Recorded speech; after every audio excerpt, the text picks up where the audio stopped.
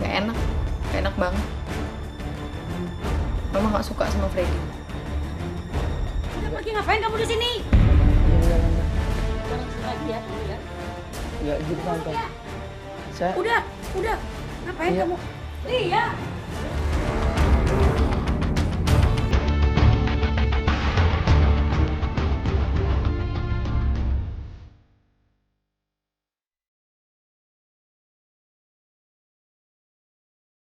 Pemirsa, kali ini saya telah membaca pengakuan dari klien kita yang menyebut dirinya Lia. Di sini Lia menceritakan bagaimana kisah cintanya yang tidak direstui oleh kedua orang tuanya. Untuk lebih jelasnya, mari kita lihat dan dengar bagaimana pengakuan dari Lia.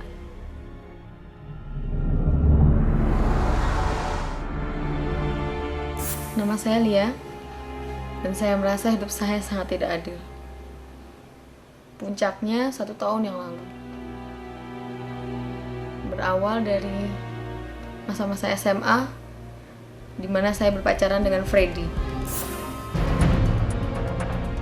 Freddy adalah laki yang sempurna di mata saya. Baik, tampan, perhatian. Suatu hari, saya ajak dia main ke rumah, bertemu mama. Awalnya baik-baik saja. Tapi ekspresi mama gak enak banget. Mama gak suka sama Freddy. Udah pergi, ngapain kamu di sini? enggak. Jangan lagi ya, kamu ya. Enggak gitu tante. Saya Udah, ngapain Iya. kamu? Iya. Tapi walaupun gitu, aku terus menjalani hubunganku sama Freddy. Kami sangat menyukai, dan itu terus berjalan. Walaupun orang tua aku gak setuju. Sampai lulus SMA, dan aku harus pindah ke Semarang. Kami backstreet dan jarak jauh. Tapi cinta kami tetap kuat. Aku tetap menyayangi Freddy. Kita hubungannya di luar aja ya sayang ya. Aku nggak berani sayang, mama tuh nggak setuju sama kamu. nggak bisa. Aku bakal harus ke rumah orang tamu ya. Ya mungkin nggak deket-deket ini. Tapi nanti pasti aku bakal nemenin orang tuamu. Sampai suatu saat, aku dan Freddy mencoba kembali meyakinkan mama. Lia, ngapain kamu kesini? Masuk Lia, masuk. Lia, Kenapa mama kenapa? nurut ngomong mama. Keluar kamu dari sini. Keluar. Lia, Lia. Jadi nggak boleh. Kok jadi begini Lia kamu? Udah, keluar. Lia masuk. Udah, jangan lagi ya. Jangan lagi gua anak saya. Keluar. Apa yang akan dilakukan oleh Lia setelah hubungannya dengan Freddy dilarang oleh ibunya? Akankah ia meneruskan hubungannya dengan Freddy ataukah putus sampai di sini?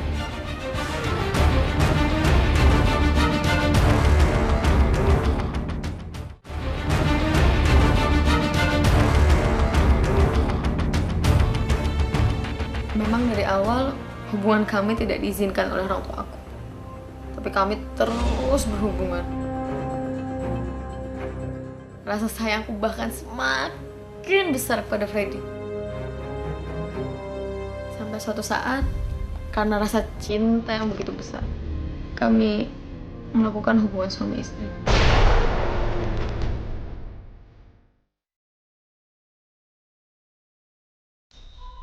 Hal yang paling tidak kuduga, keadaan menjadi kacau. Aku bingung, takut, semua campur aduk. Karena saat aku membeli test pack, yang tertera pada test pack adalah positif. Saya positif hamil.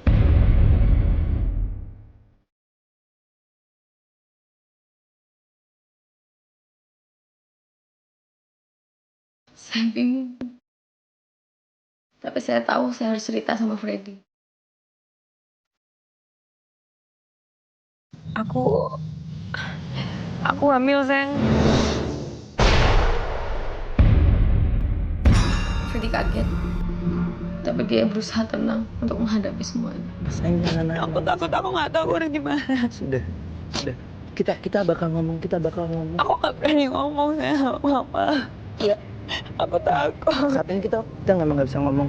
Tapi setelah kandunganmu udah membesar, kita nggak bisa membohongi itu semua. Udah sayang, jangan nangis. Cinta semakin kuat membuat mereka nekat. Apa reaksi kedua orang tua Lia begitu mendengar pengakuannya bahwa ia hamil karena perbuatan Freddy? Aku terus menyembunyikannya. Mama nggak tahu. Tapi kehamilanku terus membesar. Tidak bisa lagi disembunyikan. Dan saat kehamilanku berusia 6 bulan, aku baru bilang sama Mama. Ngomong, Ma. Ya. Mau ngomong apa? Ngomong aja. Dia hamil, Ma.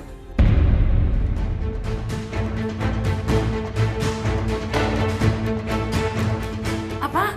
Dia hamil, Ma. Apa? Dia hamil, Ma. Dia hamil. Iya, Ma. Kamu hamil sama siapa?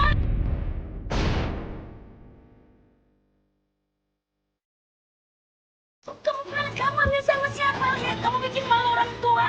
Lihat, aku kamu. Lihat. Dia salah, Ma. Mama malu punya anak seperti kamu, Lia. Siapa yang melakukan ini, Lia? Siapa? Ngomong sama Mama. Ngomong sama Mama, Lia. Lia, Ma. Maafin Lia, Ma. Dia salah, Ma. Apa kata Papa dalam ini? Maafin Lia, Ma. Lia salah, Ma. Dia ngerti, Ma. Lia salah. Mama malu punya anak seperti kamu, Lia. Ini harus bagaimana? Aku mengaku pada Mama bahwa sebenarnya Freddy lah yang menghamiliku. Siapa yang melakukan ini, Nak? Siapa? Mau marah karena Mama memang dari awal tidak pernah menyetujui hubungan kami. Kemudian Freddy datang ke rumah, mengingatkan Mama kalau Freddy akan bertanggung jawab dan akan bawa orang tuanya untuk melamarku. Kamu ya yang menghamili anak saya, Lia ya? Kurang ajar kamu. Kamu gak pernah ngerasain bagaimana orang tua mengandung dia 9 bulan. Sekarang lihat perbuatanmu. Lihat.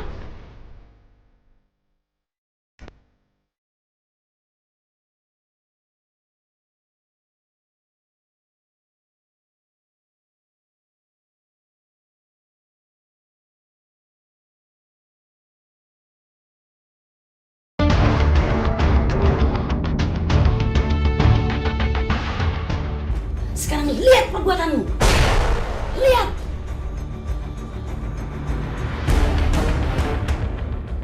Ya Tante, saya tahu. Saya justru sini tuh untuk menjelaskan semuanya, Tante. Saya akan bertanggung jawabkan dengan apa yang saya lakukan ini. Saya akan kesini mengajak kedua orang tua saya untuk melamar Lia. Sekarang juga kamu pergi.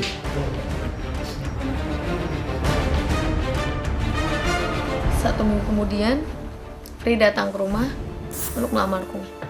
Aku bahagia, sekaligus bingung, karena aku tahu sekali apa yang ada di pikiran Mama. Begini Bu, maksud kedatangan saya satu keluarga ini mau melamar putri Ibu yang akan saya jodohkan dengan anak saya, si Freddy ini. Iya Pak, begini. Waktu ini bapaknya belum datang, dia masih luar kota. Bapak luar kota? Iya. Tapi mereka tahu toh? Tahu Pak, iya tahu. Sementara ini dibatalin dulu gimana Pak?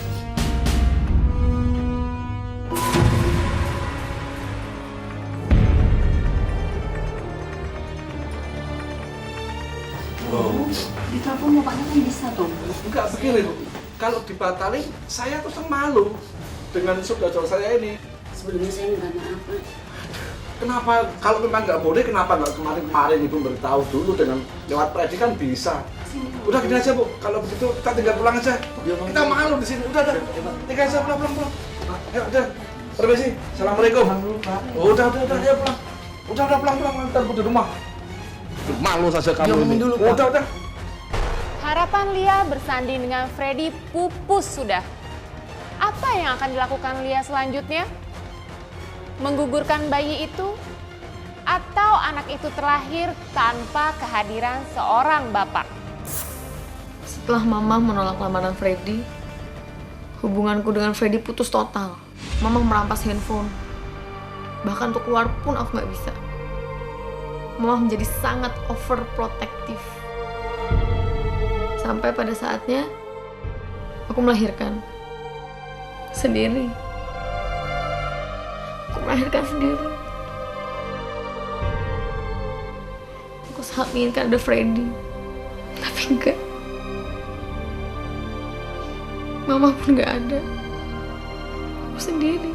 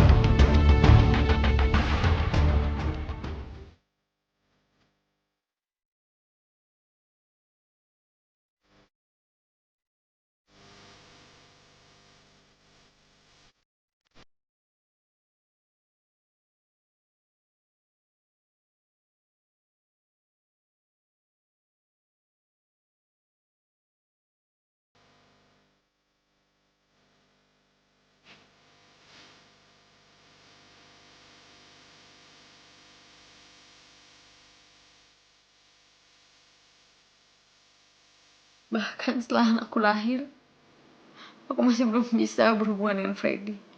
Sampai pada suatu hari, aku kabur dari rumah untuk menemui Freddy.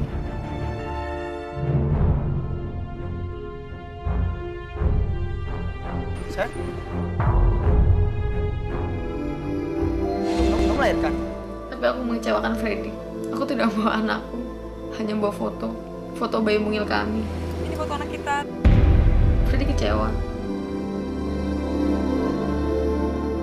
Tapi aku hanya bisa menjelaskan betapa protektifnya Mama kepadaku dan anakku. Apalagi untuk mengizinkan Freddy bertemu dengan anakku. Sayang. Nanti dulu, Sayang. Ceritain dulu. Sayang. Lia. Sampai usia anakku menginjak 2 bulan, aku masih belum dapat menghubungi Freddy. Dan mamaku sama sekali tidak peduli. Anakku sakit-sakitan. Aku ibu baru yang baru punya anak. Tapi mama nggak bantuin. Ya makanya kalau punya anak tuh kayak gini. Kamu kan bisa ngerain tuh. Salahnya sendiri, urus sendiri aja tuh anakmu. Tapi gimana? Mama mau pergi tuh enggak? Mama kan juga pernah punya anak kan, Ma, dan juga pernah Iya, ngurus dia, mama kan? sibuk, mama warisan. Urus aja sendiri anakmu tuh. Suatu hari saya terbangun. Badan anak saya tuh dingin. Dia nggak gerak. Saya bingung, saya nggak tahu nih anak saya kenapa. Dan saat itu nggak ada mama di rumah, nggak ada siapa-siapa. Saya bingung. Akhirnya saya bawa dia ke puskesmas.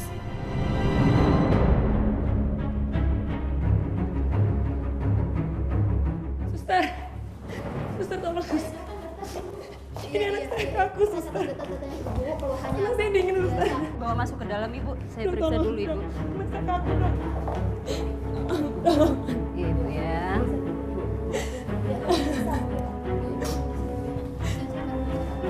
Tolong ya, Bu. Anak saya kaku, kenapa, kamu?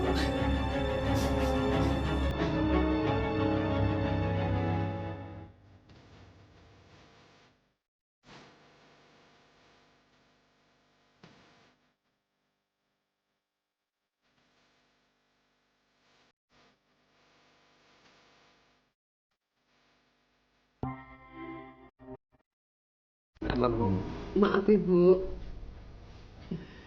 Anak Ibu sebelum sampai di sini sebenarnya sudah meninggal.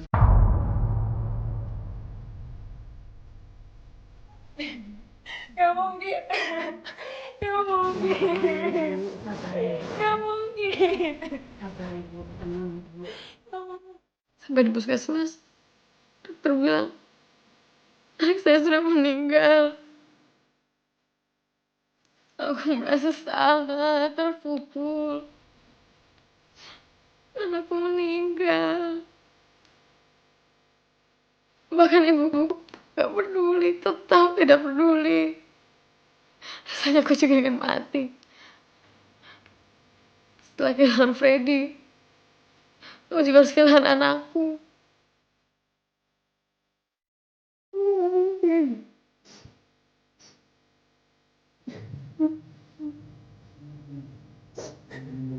Gak mungkin. Gak mungkin. Ini gak mungkin. Tenang bu, yang sabar ya bu ya. Kenapa? Kenapa? Bapak meninggalin mama.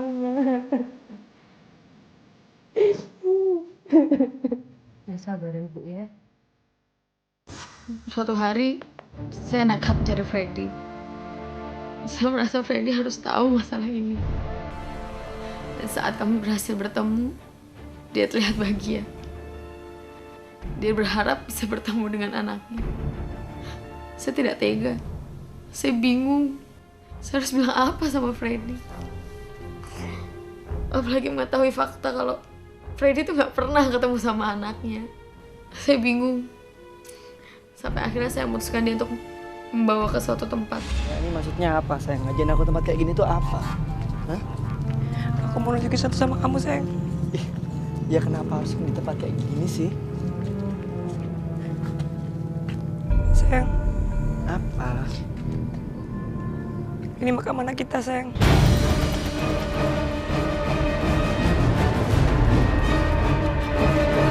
Hah?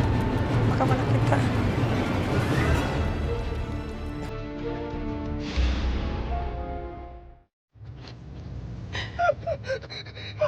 Anakku.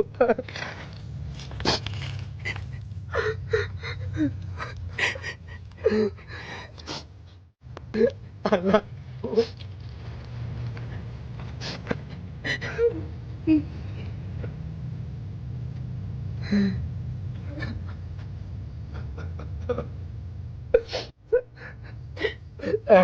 Aku tuh mau pernah pegang dia. Aku tuh mau pernah nyentuh dia, sayang.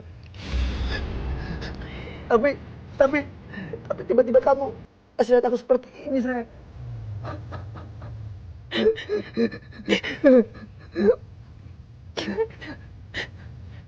Sayang, ini kenapa? Hah? Ini kenapa, sayang? Ini kenapa? Hah? Kenapa ini bisa terjadi, sayang? Hah? Jawab, sayang, jawab. Kenapa? Jawab. Kenapa? Jawab, sayang, jawab. Jawab. Jawab, sayang, jawab. Ini kenapa, sayang? Kenapa? Freddy kaget karena bahkan dia nggak pernah ketemu sama anaknya. Dia terus tanya kenapa bisa jadi gini, kenapa anak kita meninggal, kenapa? Saya bingung. Saya juga nggak tahu harus ngomong apa. Dan dia kembali menyalahkan mama. Freddy kembali menyalahkan kedua orang tua aku.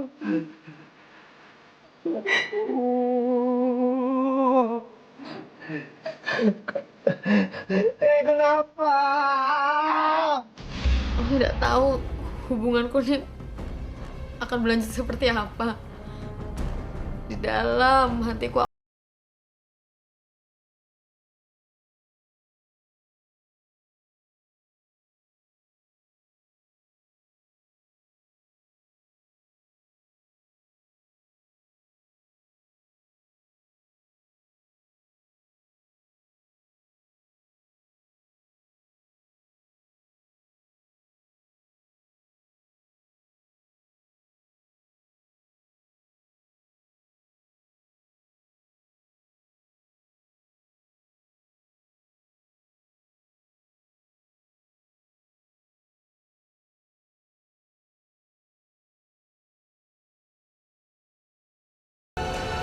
mengakhiri semua.